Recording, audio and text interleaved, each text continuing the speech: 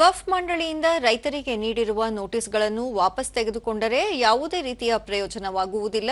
ವಫ್ ಕಾಯ್ದೆಯನ್ನು ರದ್ದುಪಡಿಸಿದರೆ ಮಾತ್ರ ರೈತರು ನಿರಾಳವಾಗಿ ಬದುಕಬಹುದು ಎಂದು ವಿಧಾನಸಭೆ ವಿರೋಧ ಪಕ್ಷದ ನಾಯಕ ಆರ್ ಅಶೋಕ ಹೇಳಿದ್ದಾರೆ.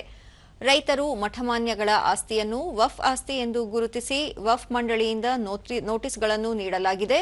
ಇದರಿಂದ ಎಲ್ಲರಲ್ಲೂ ಆತಂಕ ಉಂಟಾಗಿದೆ. ರೈತರನ್ನು ಒಕ್ಕಲೆಬ್ಬಿಸಿದರೆ ಈ ಸರ್ಕಾರ ಉಳಿಯುವುದಿಲ್ಲ.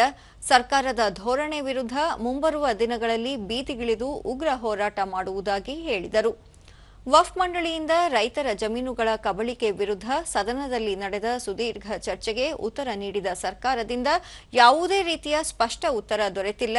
ರೈತರಿಗೆ ನೀಡಿರುವ ನೋಟಿಸ್ಗಳನ್ನು ವಾಪಸ್ ಪಡೆಯಲಾಗುವುದೆಂದು ಹೇಳಿದೆ. ವಫ್ ಕಾಯ್ದೆ ರದ್ದುಪಡಿಸುವುದಿಲ್ಲ ಎಂದು ಮುಖ್ಯಮಂತ್ರಿ ಸಿದ್ದರಾಮಯ್ಯ ಅವರೇ ಹೇಳುವ ಮೂಲಕ ಅಲ್ಪಸಂಖ್ಯಾತರನ್ನು ತುಷ್ಟೀಕರಣಗೊಳಿಸಲು ಮುಂದಾಗಿದ್ದಾರೆ ಎಂದು ಟೀಕಿಸಿದರು. ನೋಟಿಸ್ ಅನ್ನು ವಾಪಸ್ ತಗೊಂಡ್ರೆ ಏನು ಉಪಯೋಗ ಆಗಲ್ಲ. ನಾವು ಸಿದ್ದರಾಮಯ್ಯನವರಿಗೆ ಹೇಳಿದ್ರಿ, ನೀವು ನೋಟಿಸು ಕಣ್ಣೊರೆಸುವ ತಂತ್ರ ಅಷ್ಟೇ, ಜನಗಳ ಮುಂದೆ ಸುಮ್ಮನೆ ಕಣ್ಣೊರೆಸೋದು, ಇದರಿಂದ ಏನು ಉಪಯೋಗ ಇಲ್ಲ. ಒರಿಜಿನಲ್ ನೀವು ಏನು 74ನೇ ಗೆಜೆಟ್ 74 ಇಸ್ವಿಯ ಗೆಜೆಟ್ ಏನಿದೆ ಅದನ್ನ ರಾಜ್ಯ ಸರ್ಕಾರನೇ ಹೊರಡಿಸಿರೋದು.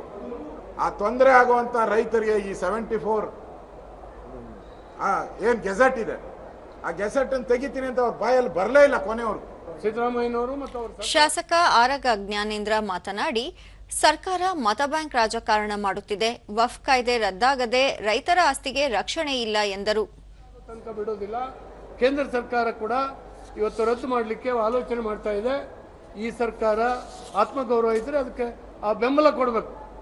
ಆದ್ರಿಂದ ಇವತ್ತು ವಿಶೇಷವಾದಂಥ ಹೋರಾಟ ಮತ್ತು ಬಾಯ್ಕಾಟನ್ನು ಮಾಡಿದೆ.